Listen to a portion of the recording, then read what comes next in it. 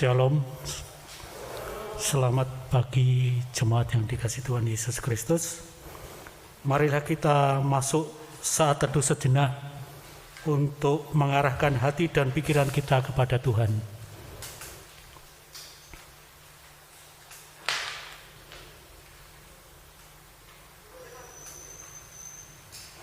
Mari dengan bangkit berdiri kita memasuki ibadah minggu ini dengan memuji Tuhan dari PKJ 13 bait pertama dan kedua. Kita masuk rumahnya.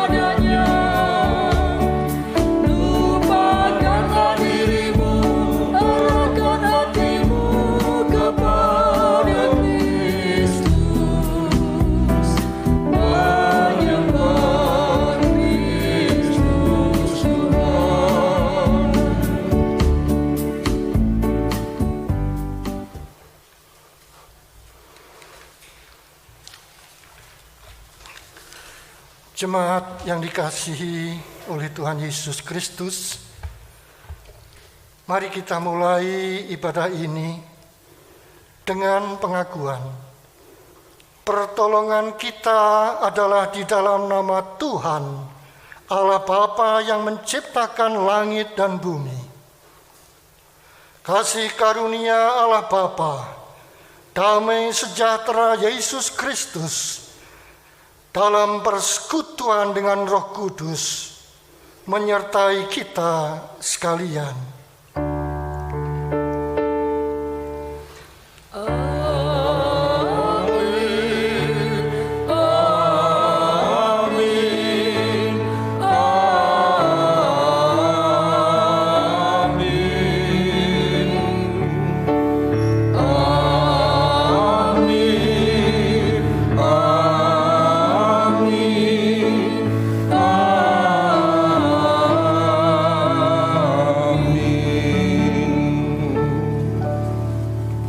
Jemaat dipersilakan duduk kembali.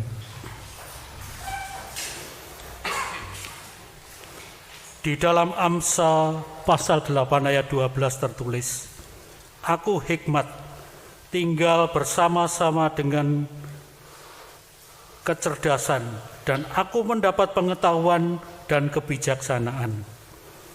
Ayat ini menyatakan bahwa hikmat atau kebijaksanaan tidak bisa dipisahkan dari pengetahuan, dan oleh karena itu setiap orang harus berusaha mendapatkan dan memiliki kedua hal tersebut. Ketika kita sudah memiliki pengetahuan, hendaknya perilaku atau tindakan kita dalam menggunakan pengetahuan dilakukan dengan bijak. Pengetahuan harus membawa kebaikan melalui ibadah minggu ini. Kita diingatkan untuk mencari hikmat supaya senantiasa bijak dalam bertindak.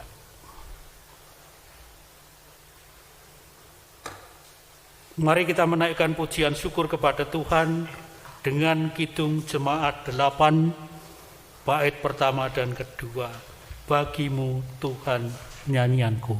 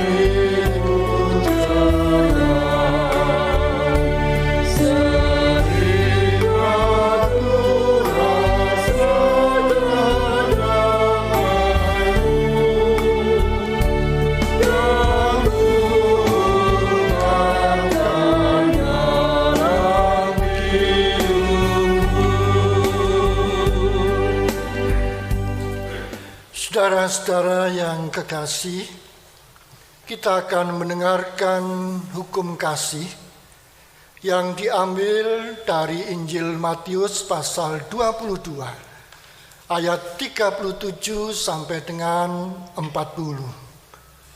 Jawab Yesus kepadanya, "Kasihilah Tuhan Allahmu dengan segenap hatimu, dan dengan segenap jiwamu, dan dengan segenap akal budimu." Itulah hukum yang terutama dan yang pertama. Dan hukum kedua yang sama dengan itu ialah, kasihilah sesamamu manusia seperti dirimu sendiri. Pada kedua hukum inilah tergantung seluruh hukum Taurat dan kitab para nabi. Mari kita akan masuk dalam saat hening sejenak. Kita meneliti kehidupan kita masing-masing. Apakah kita sudah melaksanakan hukum kasih ini di dalam kehidupan sehari-hari?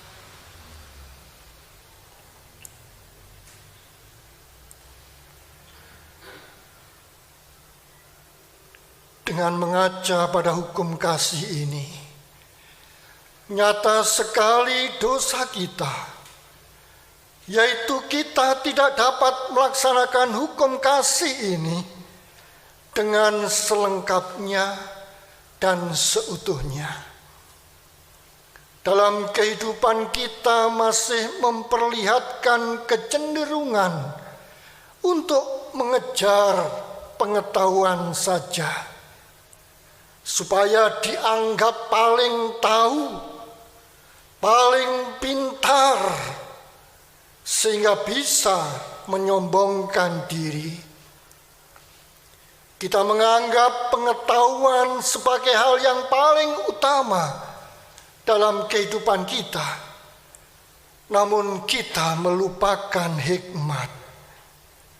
Sehingga ketika sudah memiliki pengetahuan,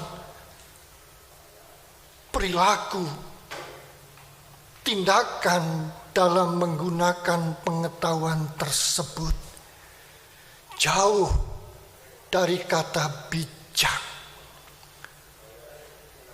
Pengetahuan pada akhirnya tidak selalu membawa kebaikan, justru menjadi pemicu masalah di dalam kehidupan kita bersama. Oleh sebab itu, saudara-saudaraku yang kekasih, mari kita menyesali dosa kita, seraya memohon pertolongan Tuhan dengan menyatakan pujian dan penyesalan kita melalui nyanyian Kidung Baru nomor 10. Kita akan pujikan bait yang pertama dan bait yang ketiga dari Kungkungan Malam Gelap.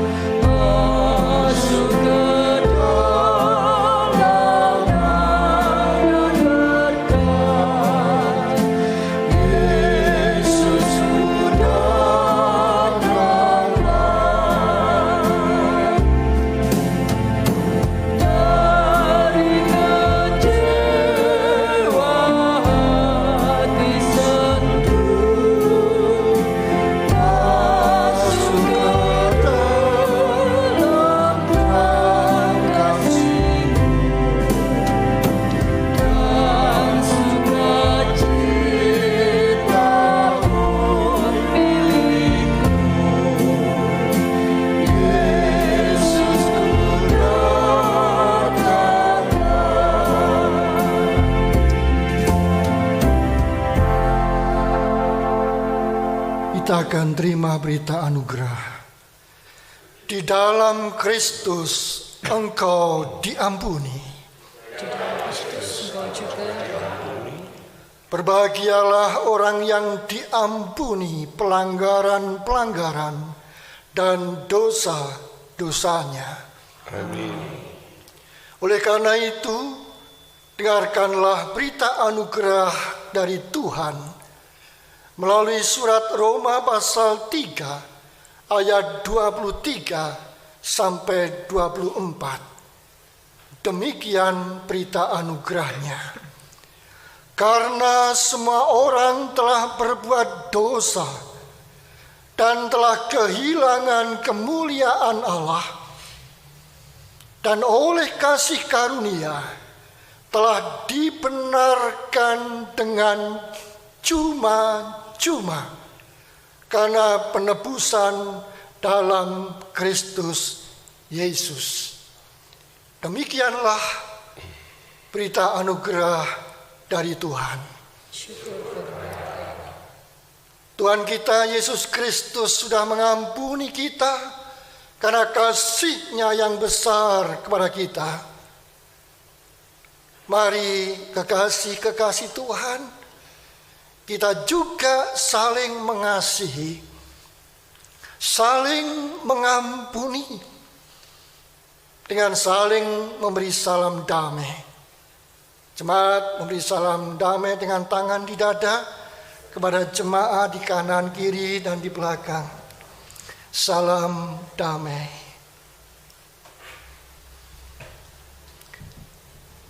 Marilah saudara, firman Tuhan ini kita sanggupi bersama dengan memuji Kidung Jemaat 402 bait pertama dan ketiga. Ku perlukan juru selamat.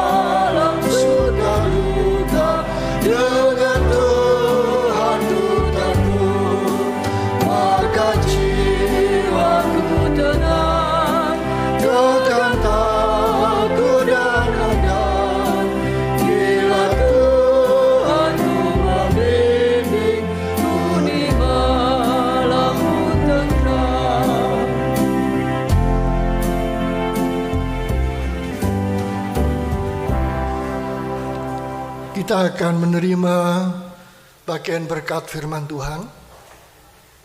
Mari sebelum kita terima, kita persiapkan hati dan pikiran kita. Kita mohon pertolongan Roh Kudus di dalam doa. Bersyukur di hadapan-Mu Allah Bapa, Putra dan Roh Kudus yang sungguh-sungguh mengasihi kami. Dan terbukti pagi hari ini Engkau perkenankan kami untuk beribadah. Lebih dari itu, Engkau perkenankan kami untuk mendengarkan bagian firman-Mu. Allah Roh Kudus, Engkau membuka hati dan pikiran kami, sehingga sungguh-sungguh firman-Mu pagi hari ini menjadi bagian dari kekuatan kami, kesembuhan rohani kami, kesembuhan badani kami.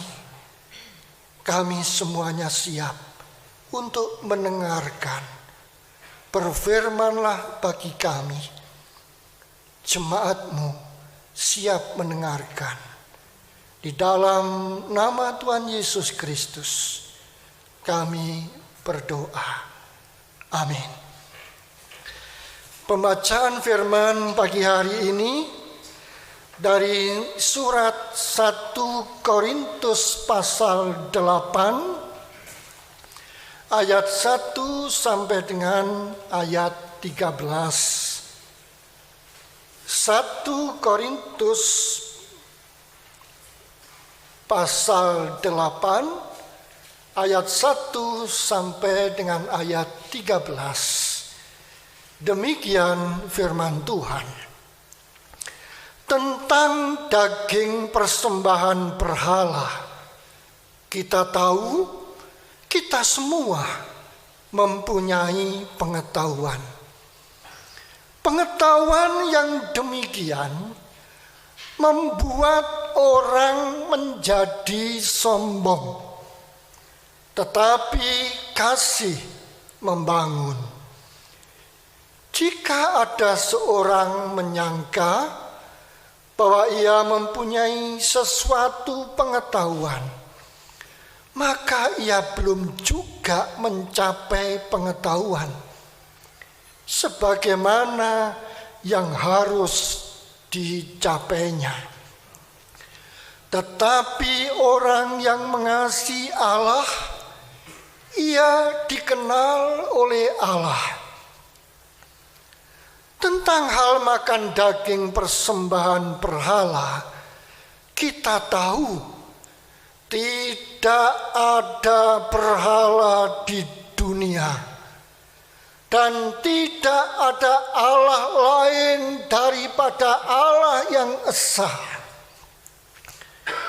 Sebab sungguh pun ada apa yang disebut Allah, baik di surga maupun di bumi.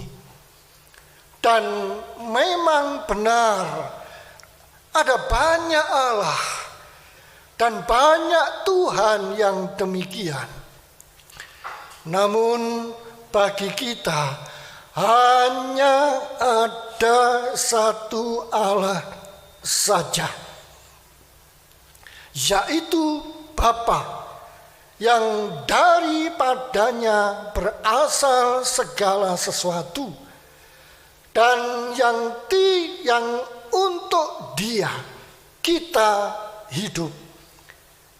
Dan satu Tuhan saja, yaitu Yesus Kristus, yang olehnya segala sesuatu telah dijadikan, dan yang karena Dia kita hidup. Tetapi bukan semua orang yang mempunyai pengetahuan itu. Ada orang yang karena masih terus terikat dengan berhala-berhala, makan daging itu sebagai daging persembahan berhala. Dan oleh karena hati nurani mereka lemah, hati nurani mereka itu dinodai olehnya, makanan tidak membawa kita lebih dekat kepada Allah. Kita tidak rugi apa-apa kalau tidak kita makan, dan kita tidak untung apa-apa kalau kita makan. Tetapi jagalah supaya kebebasanmu ini jangan menjadi batu sandungan bagi mereka yang lemah. Karena apabila orang melihat engkau mempunyai pengetahuan, sedang duduk makan di dalam kuil berhala, bukankah orang yang lemah hati nuraninya itu dikuatkan untuk makan daging persembahan berhala? Dengan jalan demikian, orang yang lemah, yaitu saudaramu, yang untuknya Kristus telah mati, menjadi binasa karena pengetahuanmu. Jika engkau secara demikian berdosa terhadap saudara-saudaramu dan melukai hati nurani mereka yang lemah. Engkau pada hakikatnya berdosa terhadap Kristus. Karena itu, apabila makanan menjadi batu sandungan bagi saudaraku, aku untuk selama-lamanya tidak akan mau makan daging lagi, supaya aku jangan menjadi batu sandungan bagi saudaraku. Demikian sabda Tuhan. Yang berbahagia ialah mereka yang mendengarkan firman Tuhan dan yang memeliharanya. Haleluya.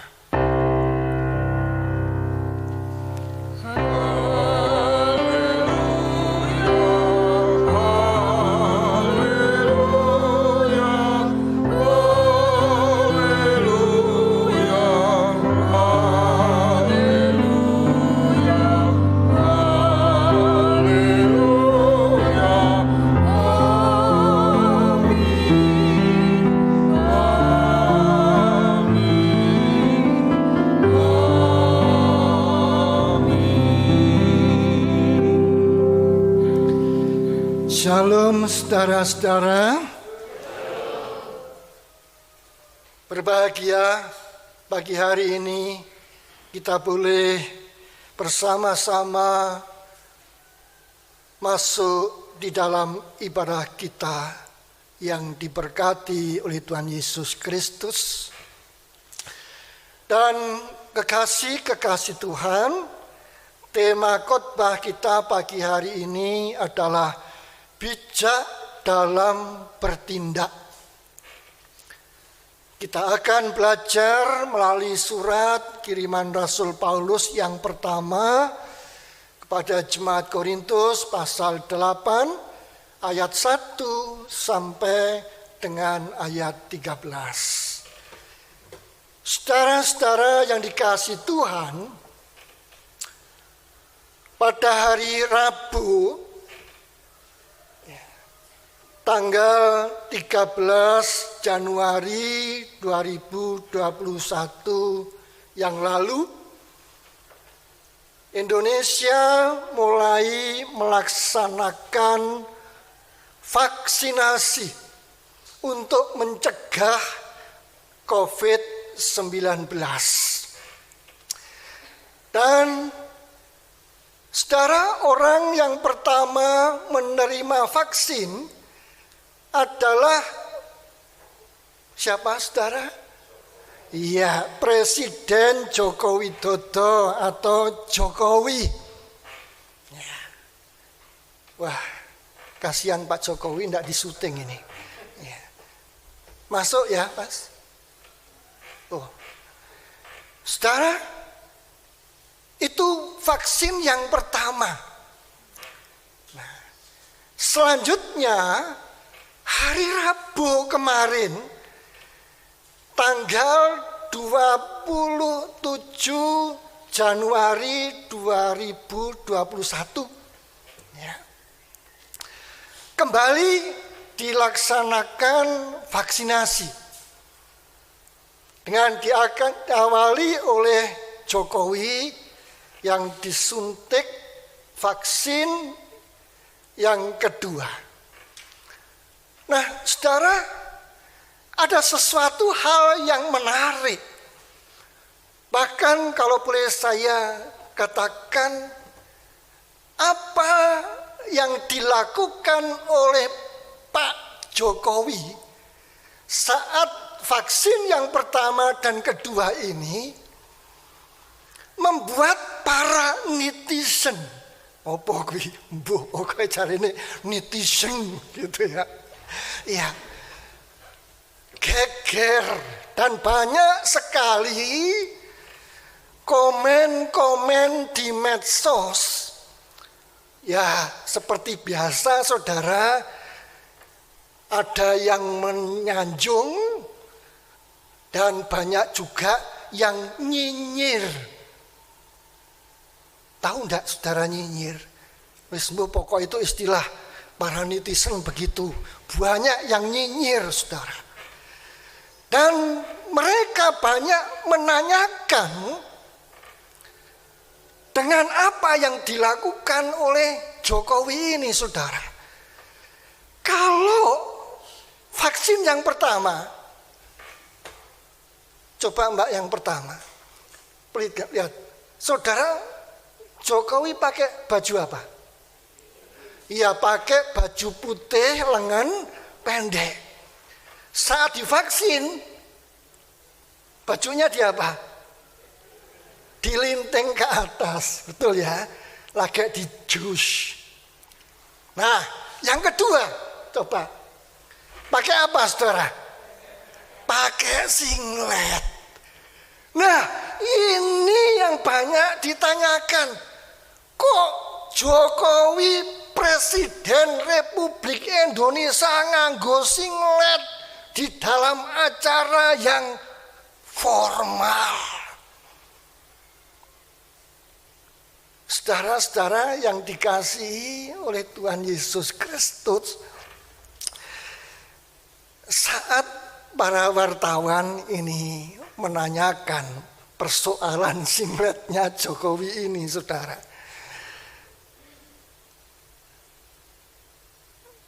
seorang dari sekretariat presiden, Bapak B. Mahmudin, ini menjawab pertanyaan wartawan dan juga para netizen. Mengapa kok Jokowi pada saat menerima vaksin COVID-19 yang kedua itu pakai singlet?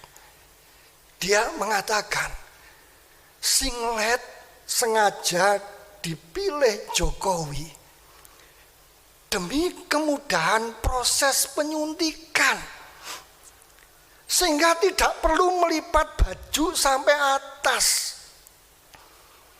Jokowi merasa lebih nyaman dengan lengan yang tidak disuntik itu terbuka.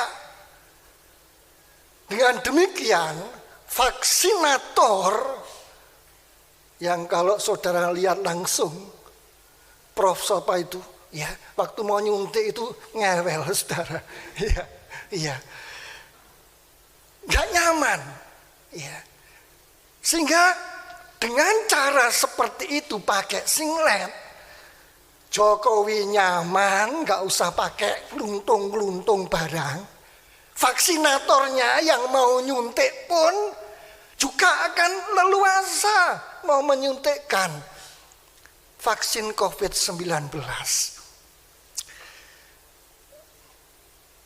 Saat saya merenungkan apa yang dilakukan oleh Jokowi ini, saudara,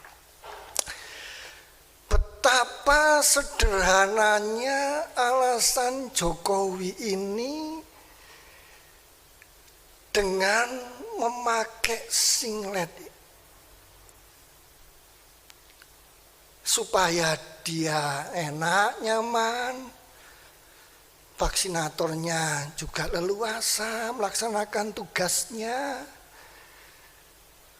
Saudara, bukankah ini hikmat yang sungguh-sungguh amat sangat sederhana? Ini loh saudara, cara berpikir seorang pemimpin, hikmat seorang pemimpin, bukan hikmat seorang ilmuwan yang jelimet. Supaya apa? Mudah dipahami rakyat.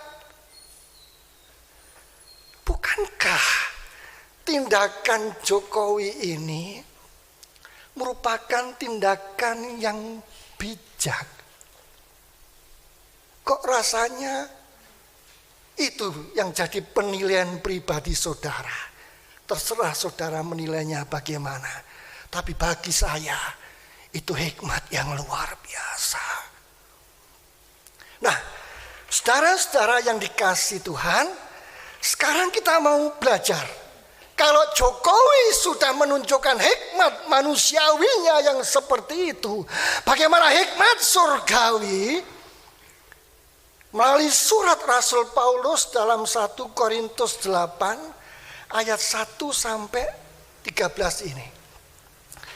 Sekarang mari saudara kita perhatikan ayat 1 ini. Di situ dikatakan, pengetahuan yang demikian membuat orang menjadi apa, saudara? Sombong. Tetapi kasih membangun.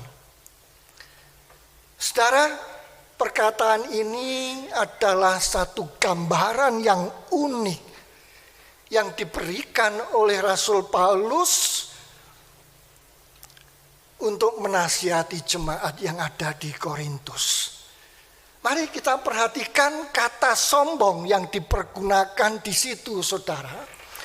Kata sombong itu di dalam bahasa aslinya, bahasa Yunani, secara harfiah itu digambarkan seperti orang yang menggembungkan dadanya. Tahu ya maksudnya? Saya enggak punya dada saya trepes, enggak ada yang perlu digembungkan. Tapi ini suatu ungkapan kalau orang menggembungkan kepala gitu. Artinya apa? Sombong, menunjukkan kesombongannya. Nah, kata ini sombong, menggembungkan dada, itu hanya ada di film kartun kalau yang saya tahu. Ya, sombong itu tadi gitu ya, saudara. Ya, dadanya melembung. Seperti apa? Kayak balon, saudara, yang dipompa sampai maksimal. Nah, inilah gambaran orang yang sombong itu, saudara. Persis seperti balon.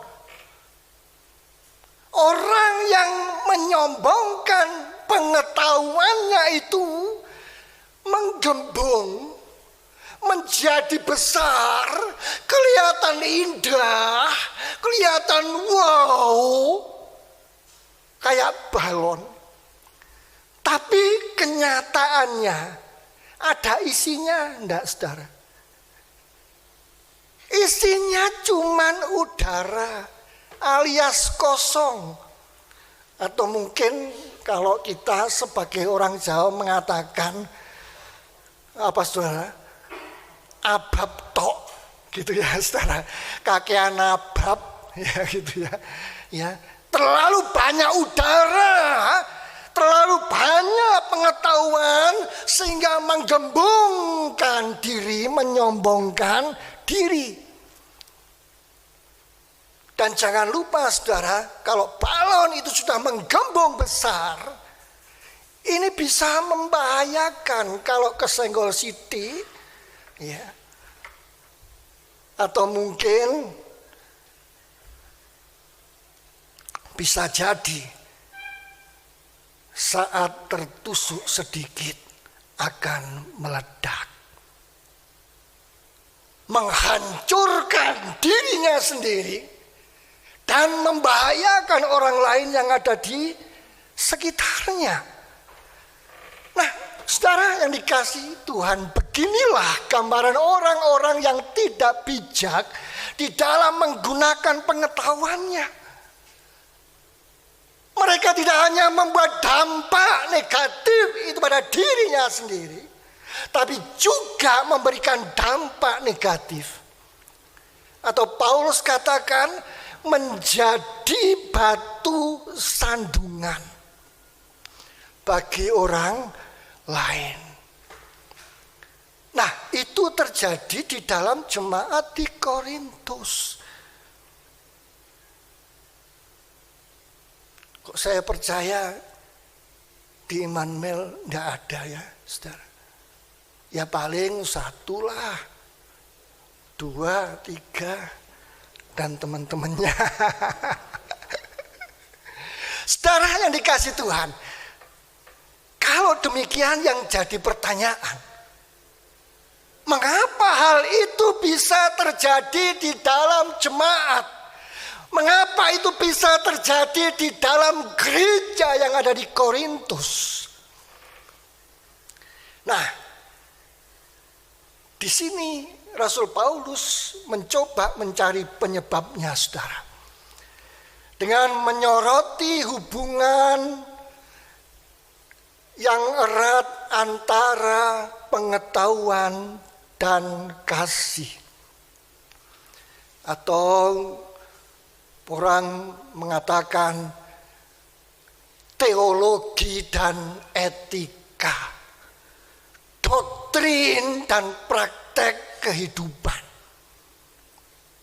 Nah sekarang mari kita akan melihat, ternyata apa yang jadi pengetahuan jemaat yang ada di Korintus itu seperti dikatakan oleh Paulus, wis bener pengetahuan nih. Teologinya sudah benar, doktrinnya sudah benar, pengajarannya sudah benar. Sekarang mari kita melihat. Yang pertama, di ayat 1. Mereka mempunyai pengetahuan dan fakta-fakta yang hakiki, yang utama, yang penting tentang Allah yang sejati. Loh, saudara, wis bener loh ini. Pengetahuan ini sudah benar. Teologi ini sudah benar. Doktrin ini sudah benar. Yang kedua, saudara, mari kita lihat di ayat yang keempat. Di sana mereka juga tahu dengan tepat bahwa yang namanya berhala-berhala itu kenyataannya enggak ada. Dan hanya ada satu Allah saja, Allah yang esa, Allah yang eka, Allah yang eka. Loh, saudara, pintar loh jemaat Korintus itu. Kalau Ulangan bener ini, saudara. Wis bener piro? Loro. Sekarang yang ketiga, saudara. Kita lihat ayat 8. Dengan dasar yang seperti itu, sehingga bagi mereka yang namanya memakan makanan yang dipersembahkan kepada berhala, itu bukan hal yang hakiki. Itu bukan hal yang penting. Karena apa? Yang namanya makanan itu netral, saudara. Bukan hal yang benar atau salah, netral. Mau makan, no problem. Gak makan, yora popo. Netral, saudara. Nah, oleh karena itu, dengan kebenaran demi kebenaran yang menjadi pengetahuan jemaat di Korintus itu, akhirnya yang keempat, saudara, di ayat yang ke-9, mereka punya kesimpulan. Jadi orang Kristen itu boleh makan dengan hati nurani yang bebas. Karena bagi orang percaya segala sesuatu itu apa, saudara? Halal. Ya. Bagiku segala sesuatu itu diperbolehkan bagiku. Itu yang mereka ketahui sebelumnya di 1 Korintus 6 ayat 12 dan sesudahnya di 1 Korintus 10 ayat 23. Bebas mau makan apa saja boleh. Karena aku sudah bebas di dalam Kristus. Benar enggak, saudara? Benar. Ajaran ini benar. Pengetahuan mereka betul. Ya. Bahkan semua yang dikatakan oleh orang Korintus itu, yang menjadi pengetahuan mereka ini sudah sinkron dengan apa yang pernah dikatakan oleh Tuhan Yesus di dalam Markus 7 ayat 15. Sudah sesuai, saudara. Mari kita baca bersama. 3, 2. Apapun dari luar yang masuk ke dalam seseorang tidak dapat menajiskannya. Tetapi apa yang keluar dari seseorang itulah yang menajiskannya. Perhatikan ayat ini.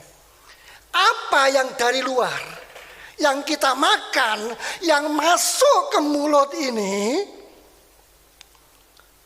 itu tidak akan menajiskannya. Tidak akan menjadi sesuatu yang mengharamkannya. Justru yang keluar dari mulut itulah yang haram. Nah, saudara, coba orang-orang Korintus ini orang-orang jenius, saudara. Padahal tadinya itu orang-orang yang tidak bisa apa-apa. Banyak mereka tadinya dari gali-gali, ya, orang-orang jahat. Tapi pikirannya meletik, saudara. Tapi ini yang jadi persoalannya, peletihannya itulah yang membahayakan orang di sekitarnya. Karena apa? Saudara yang dikasih Tuhan, ini yang jadi pokok. Perhatikan, kekristenan itu lebih dari sekedar pengetahuan. Kekristenan itu lebih dari sekedar doktrin, pengajaran. Karena apa? Kekristenan itu adalah kehidupan. Kehidupan yang bagaimana? Kehidupan yang penuh dengan kasih. Nah, justru inilah yang jadi batu sandungan. Sikap orang-orang Korintus yang tidak mengenal kasih terhadap saudaranya itulah yang membuat pengetahuan mereka menjadikan mereka sombong, sehingga mudah menghakimi orang-orang yang tidak tahu. Mereka membanggakan diri mempunyai pengetahuan tentang Allah. Dan kalau sudah baca mulai dari ayat pasal 1, saudara, mereka adalah manusia yang penuh dengan roh. Hidup ibadahnya ngeroh, saudara. Dan full dengan karunia roh.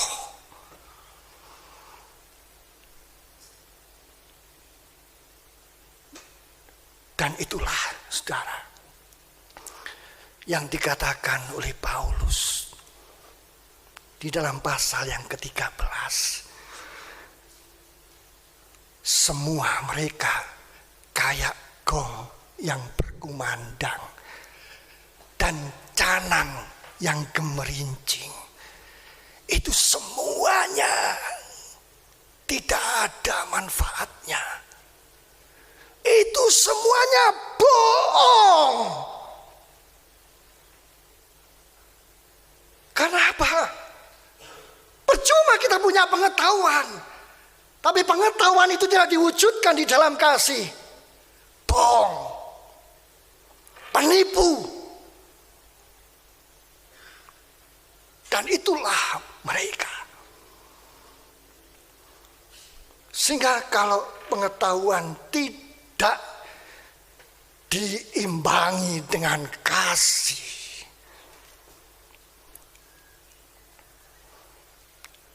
orang-orang kudus. Ini sebutan untuk orang Korintus. Kalau sudah baca di pasal 1, Paulus katakan orang-orang kudus. Bukan orang yang suci, saudara, enggak, tapi yang sudah dikuduskan karena Kristus, termasuk saudara dan saya. Kalau saudara sebagai orang-orang kudus punya pengetahuan yang banyak tentang firman, maka orang-orang kudus ini akan berkepala besar, bukannya berhati besar. Seperti ada pernah seorang pengkhotbah yang mengatakan, ada orang Kristen yang bertumbuh, ada yang hanya membengkak. Saya berharap saudara tidak bengkak, saudara, tapi tumbuh ya. Oke? Ya. Saudara-saudara yang dikasihi oleh Tuhan Yesus Kristus, dari semuanya ini, yang menjadi inti pengajaran Rasul Paulus, sesungguhnya bukan makanan yang dipersoalkan. Ya. Dan memang itu terjadi karena ada pertanyaan mengenai makanan. Tapi justru yang penting apa yang diungkapkan oleh Paulus di situ. Ini persoalan kasih yang membangun. Ini persoalan kebebasan yang kita miliki. Supaya apa? Kita nggak jadi batu sandungan bagi orang lain.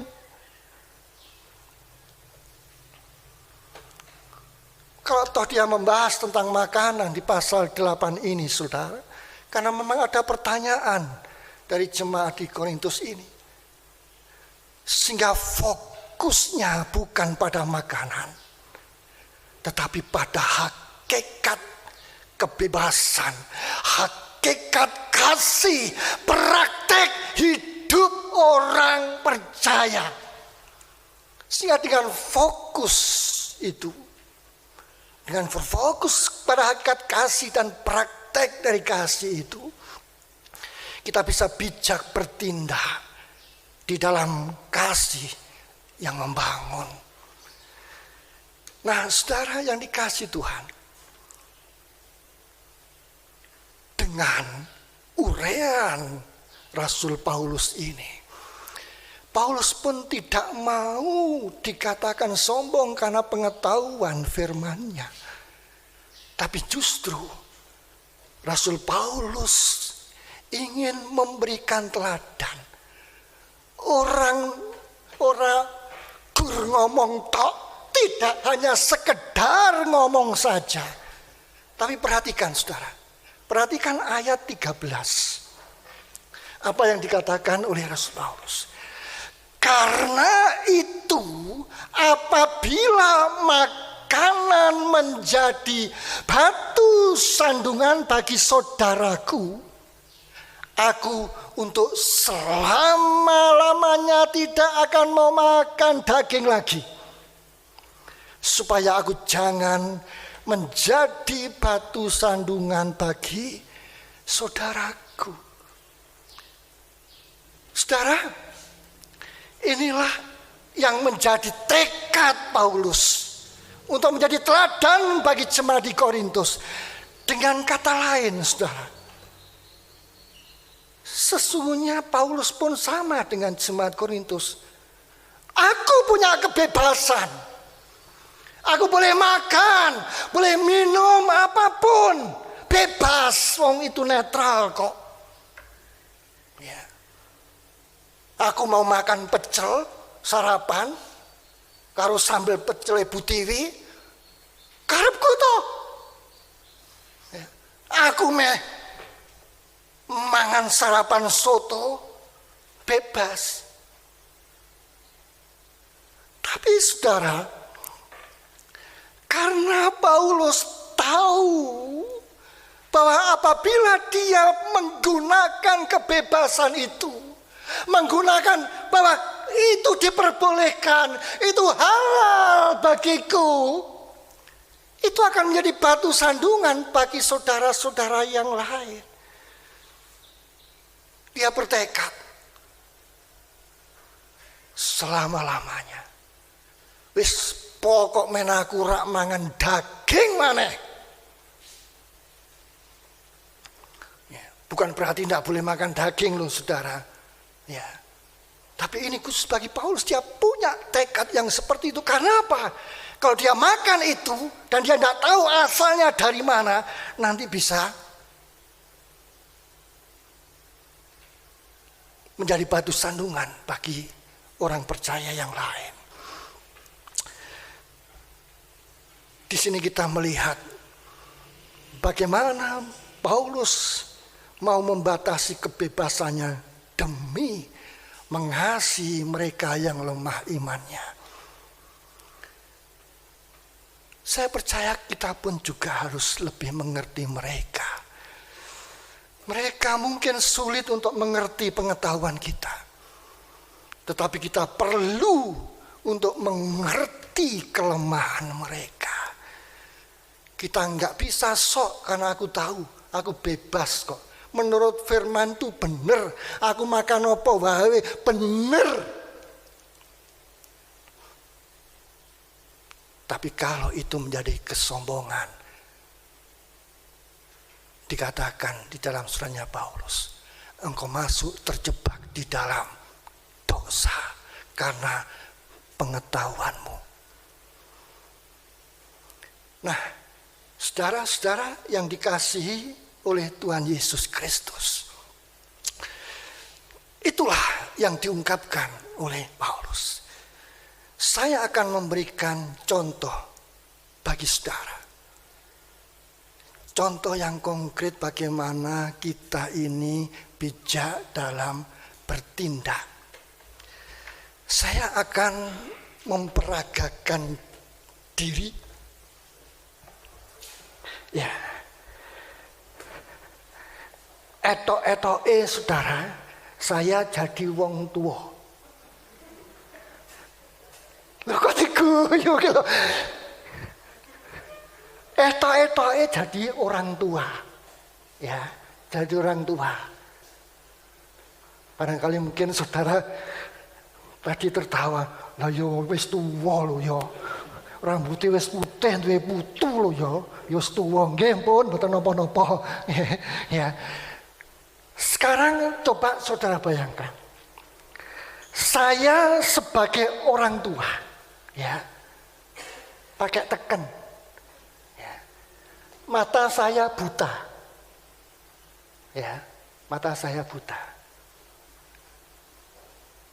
Tapi pada saat saya mau menyusuri jalan yang sempit di malam hari yang gelap gulita, puitis banget ya.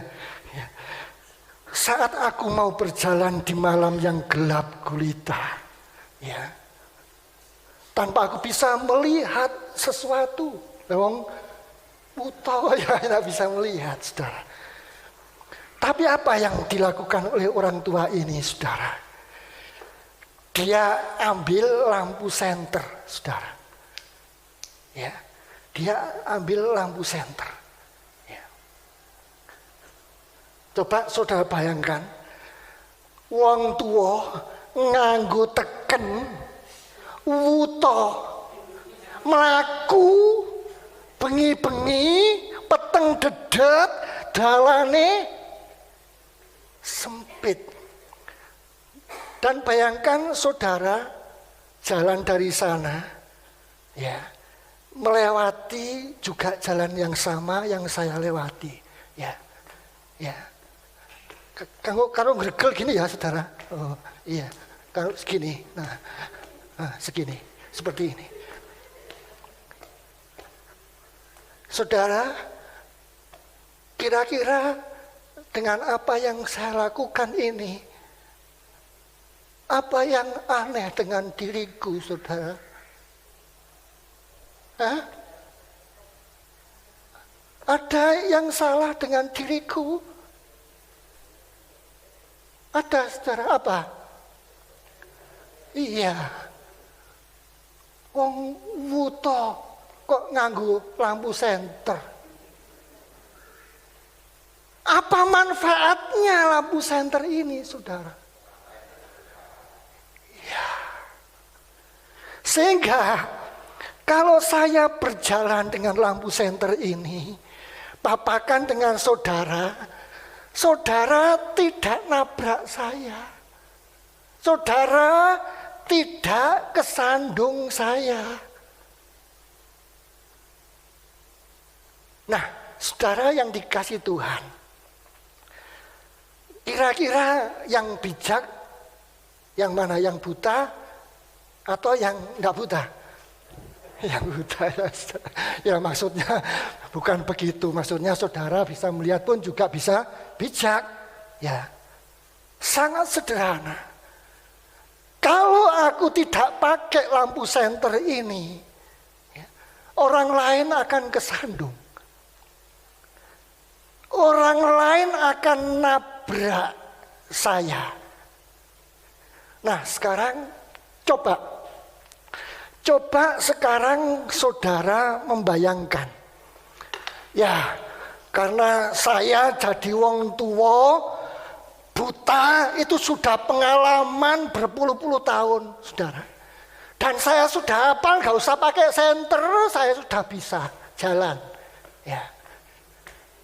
Kalau orang buta ini dengan pengetahuannya yang selama ini, wis alah ben datang nggawa senter barang. Kira-kira gimana, saudara? Orang lain akan tertabrak, akan bahaya. Sing rugi sapa? Orang buta itu juga orang lain. Kalau bawa senter, ya, orang lain terhindar. Saya sebagai orang buta juga terhindar dari tabrakan. Sing untung sapa? Dua-duanya. Begitu ya, saudara. Nah, bukankah ini merupakan satu gambaran bijak di dalam bertindak yang dilakukan oleh orang buta? Nah, saudara-saudara yang dikasihi oleh Tuhan Yesus Kristus, melalui ini semuanya, kita diajar kembali oleh Tuhan agar supaya kita jangan menjadi batu sandungan bagi orang lain. Dari contoh demi contoh ini, kita mendapatkan bahwa cara terbaik untuk menolong saudara kita agar tidak tersandung adalah dengan mengasihi mereka. Bukan dengan membusungkan dada, menggelembungkan dada, menyombongkan pengetahuan. Tidak. Kalau yang pertama tadi saya memberikan contoh Pak Jokowi, saudara. Tadi pagi saya dapat kata-kata dari Pak Jokowi juga untuk mengakhiri kita dalam khotbah ini. Dia mengatakan begini saat diwawancarai oleh seorang reporter TV. Dia mengatakan kata-kata bijak Jawa. Lamun siro sekti, ojo mateni. Lamun siro banter, ojo ndisiki. Lamun siro pinter, ojo minteri. Ngertos mboten? Tahu, saudara? Ada yang tidak tahu? Baik, tak bahasa ke Indonesia wis, ya. Meskipun kamu sakti hati. Meskipun kamu kuat, jangan suka menjatuhkan. Meskipun kamu cepat, jangan suka mendahului. Meskipun kamu pinter, jangan sok pinter. Tapi ya saudara, maknyes gitu pagi tadi saya dapat tuh. Kok ada kata-kata ini tak lebuk gitu. Nah saudara, namun pagi hari ini melalui firman Tuhan ini saudara, kita diajari lebih dari hikmat orang Jawa. Semakin banyak saudara tahu, semakin banyak pula saudara harus mengasihi. Amin.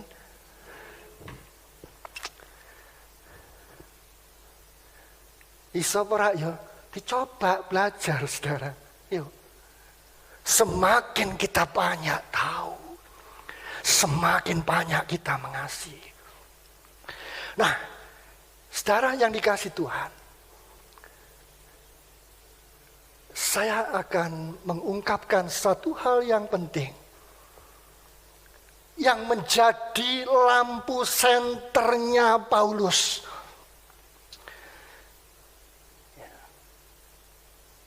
Supaya bisa berhikmat dan mengasihi. Mari saudara, kita akan baca bersama-sama dengan keras tapi agak pelan. Roma 14, 13, 15. Seperti teks ini. Mari kita baca. Jangan kita membuat saudara kita jatuh atau tersandung. Sebab jika engkau menyakiti hati saudara oleh karena sesuatu yang engkau makan, maka engkau tidak hidup lagi menurut tatanan kasih. Jelas ya saudara ya. Oleh karena itu marilah kita yang saat ini sudah ada di akhir bulan yang pertama dan masih di tahun yang baru ini. Mari kita akan tapai hidup kita langkah demi langkah saudara, dengan lampu senternya Paulus ini, dengan lampu senter kasih Allah ini, supaya tidak membuat orang lain tersandung. Mari saudara, kita pergunakan pengetahuan kita, keterampilan kita masing-masing, talenta kita dengan bijak, supaya menjadi berkat bagi sesama kita dan membawa kemuliaan bagi nama Tuhan. Amin. Mari kita masuk saat teduh.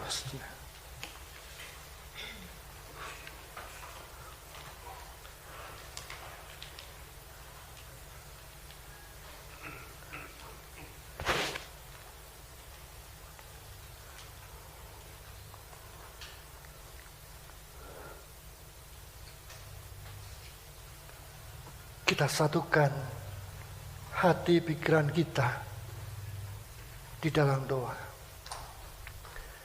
Sungguh kami bersyukur pagi ini Tuhan.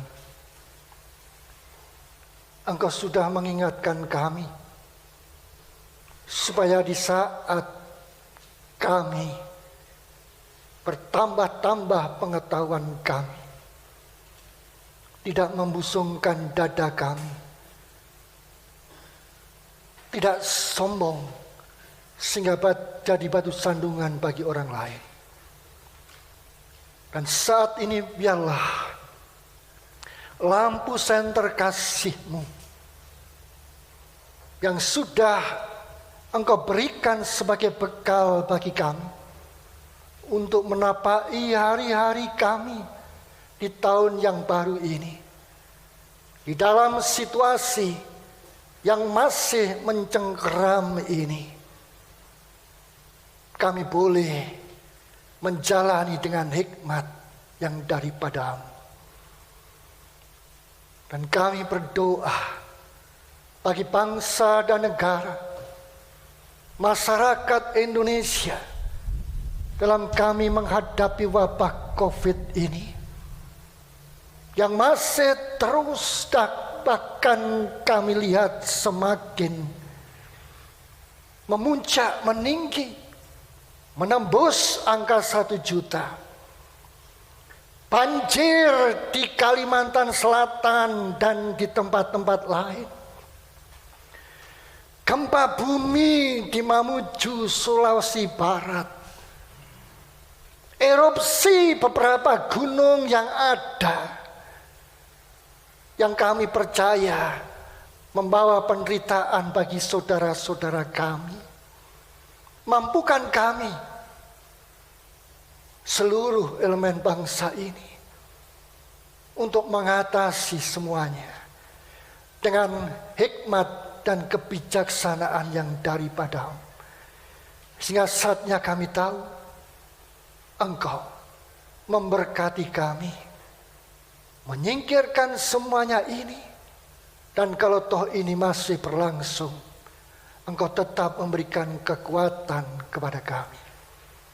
Kami berdoa bagi saudara kami yang mengalami sakit, tubuh yang lemah, baik karena COVID maupun sakit penyakit, bahkan para usia lanjut.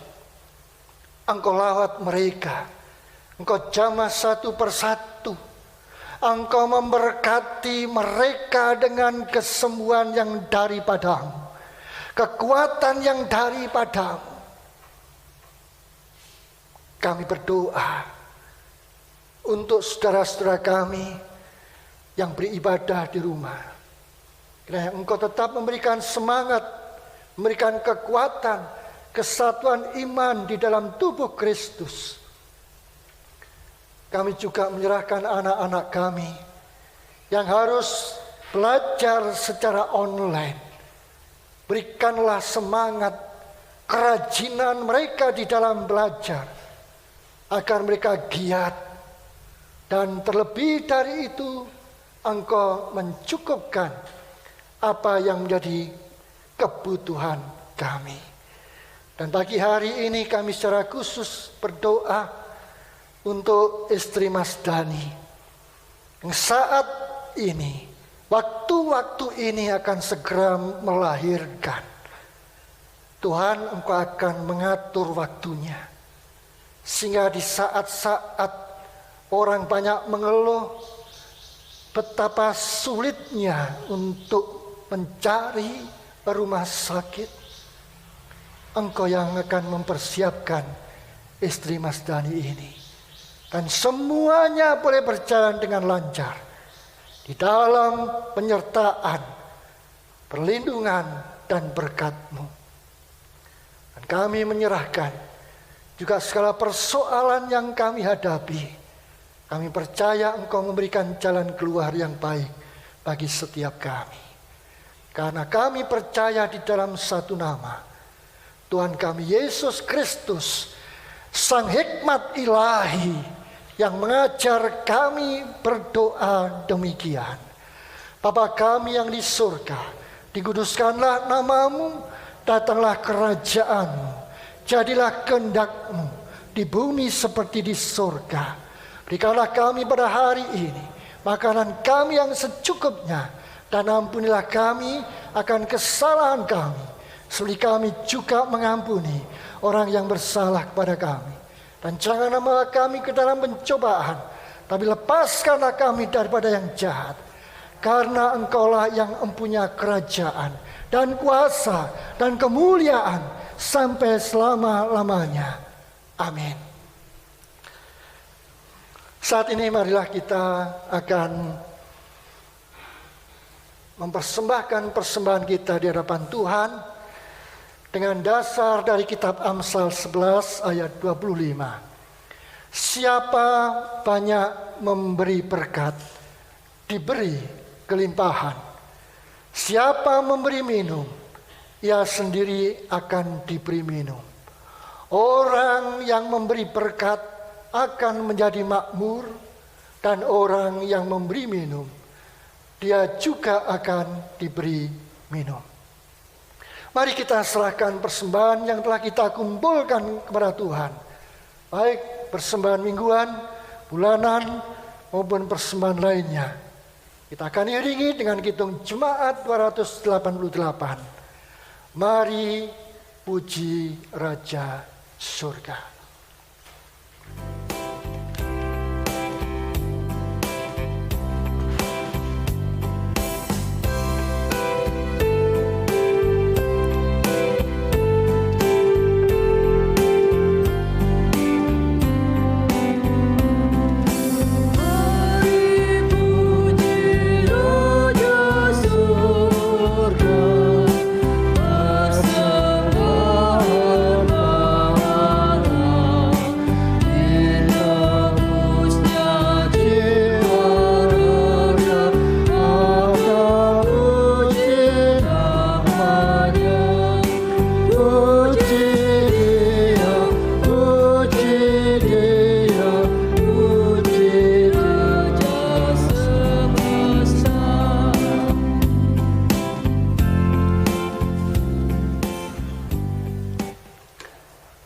Mari kita persembahkan ke hadapan Tuhan apa yang sudah kita kumpulkan.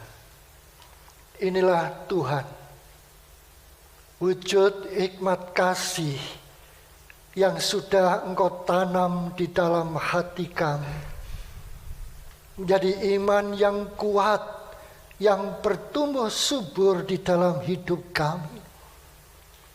Walau tidak sebanding dengan apa yang Kau berikan bagi kami, kami memohon, terimalah Tuhan, sucikan, berkatilah untuk hormat dan kemuliaan nama-Mu.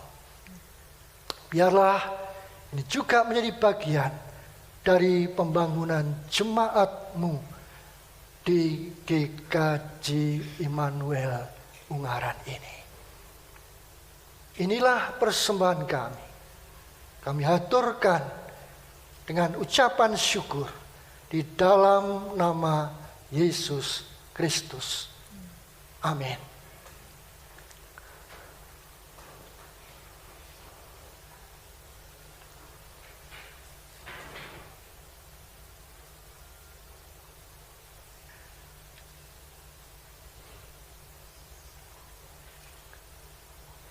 Jemaat, marilah kita naikkan nyanyian pengutusan dari Kidung Jemaat 400 bait 1 dan 3. Kudaki Jalan Mulia.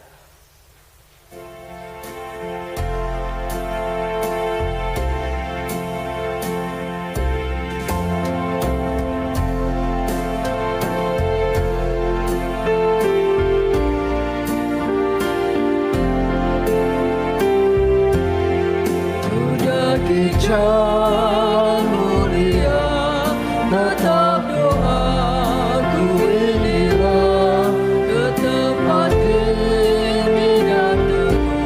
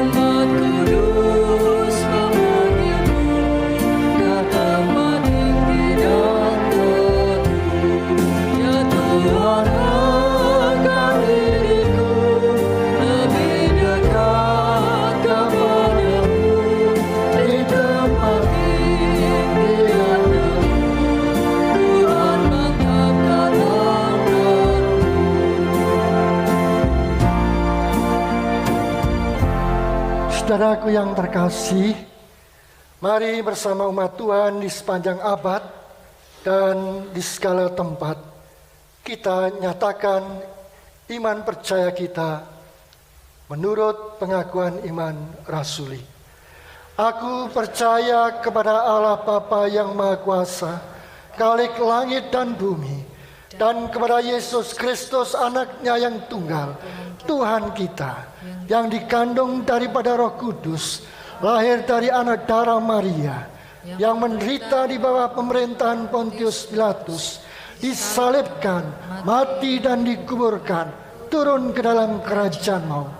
Pada hari yang ketiga bangkit pula dari antara orang mati, naik ke surga, duduk di sebelah kanan Allah, Bapa yang Maha Kuasa, dan akan datang dari sana untuk menghakimi orang yang hidup dan yang mati. Aku percaya kepada Roh Kudus, gereja yang kudus dan am, persekutuan orang kudus, pengampunan dosa, kebangkitan daging, dan hidup yang kekal. Dan saat ini kita terima berkat Tuhan. Angkatlah hatimu kepada Tuhan dan terimalah berkat-Nya. Kasih karunia dan damai sejahtera dari Tuhan Yesus Kristus dan kasih Allah Bapa di dalam persekutuan dengan Roh Kudus kiranya menyertai kita sekalian saat ini sampai selama-lamanya. Amin. Silakan duduk. Kita akan terima warta gereja.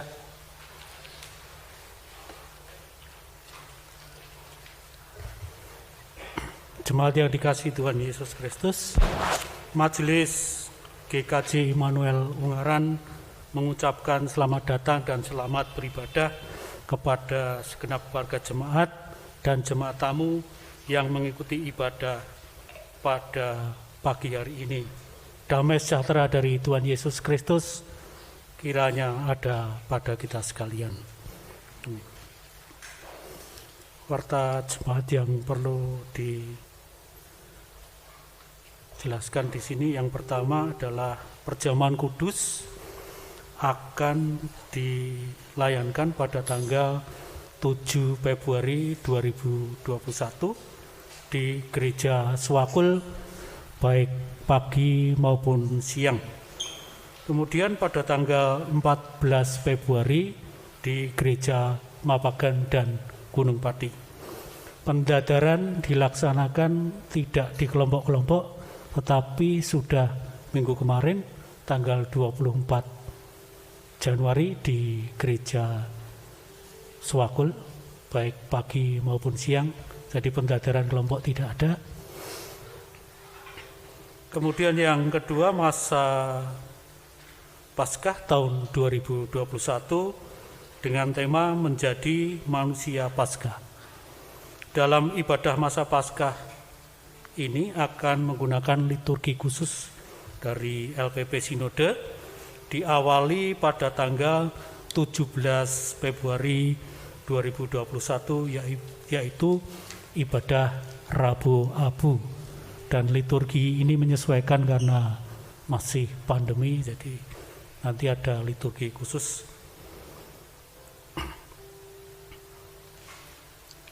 Kemudian yang ketiga, pembukaan kelas katekisasi tahun 2021 untuk remaja usia 15 tahun ke atas. Pertemuan pertama, koordinasi pelaksanaan pada pertemuan pertama ini tanggal 6 Februari 2021. Adapun pelaksanaannya 3 minggu secara daring atau online. Sedangkan pertemuan tatap muka 1 bulan sekali. Bagi yang ingin mengikuti kelas katekisasi dapat mendaftar langsung kepada Bapak Pendeta Lukas Heri Purnomo dengan nomor HP yang ada di wiki itu. Atau langsung pada pertemuan pertama Mohon perhatian dari warga jemaat. Tuhan Yesus memberkati. Kemudian yang berulang tahun dalam minggu ini adalah, apabila nanti hadir dimohon untuk berdiri. Saudara Eko Agung Krisdianto dari kelompok Zaitun, Saudari Diana Nur Pratiwi dari kelompok Zaitun, Ibu Pudyo Arini dari kelompok Zaitun, Saudari Diana Nur Pratiwi dari kelompok Hermon, Bapak Sukimin dari kelompok Kanaan, anak Yonatan Kevin Eko Ranido dari kelompok Sion, Saudari Esther Dian Kristiani dari kelompok Yerusalem, Ibu Rusmiati dari kelompok Sion, Saudara Grand Dior dari kelompok Hermon, Ibu Jati Ratnaningrum dari kelompok Kanaan. Ada yang hadir? Majelis dan jemaat mengucapkan selamat kepada Bapak Ibu yang berulang tahun. Mohon dukungan doa dari jemaat kepada yang berbahagia. Tuhan Yesus memberkati. Terima kasih. Sedang jemaat berdiri, mari kita akhiri ibadah kita saat ini dengan bersama-sama memuji Tuhan dari pelengkap Kidung Jemaat 274 bait 1 dan 2. Pakailah waktu anugerah Tuhanmu.